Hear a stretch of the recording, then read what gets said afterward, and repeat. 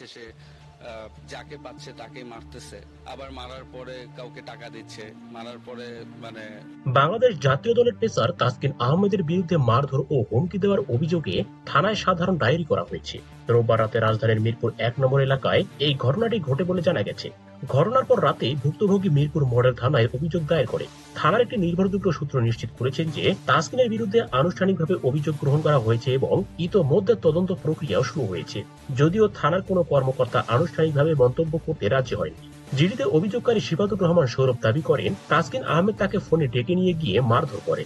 অভিযোগ অনুযায়ী সৌরভকে কিল ঘুষি মেরে শারীরিকভাবে আঘাত করার পাশাপাশি তাকে হুমকিও দেন। সূত্র মতে ভুক্তভোগী সৌরভের সঙ্গে তাসকিনের আগে বন্ধুত্বপূর্ণ সম্পর্ক ছিল। ঘটনার বিষয়ে তাসকিন আহমেদের সঙ্গে যোগাযোগ করার চেষ্টা করা হলেও তার মোবাইল ফোন বন্ধ পাওয়া যায়। তাসকিনের বাবা আব্দুর রশিদকেও ফোনে পাওয়া যায়নি বলে জানা গেছে।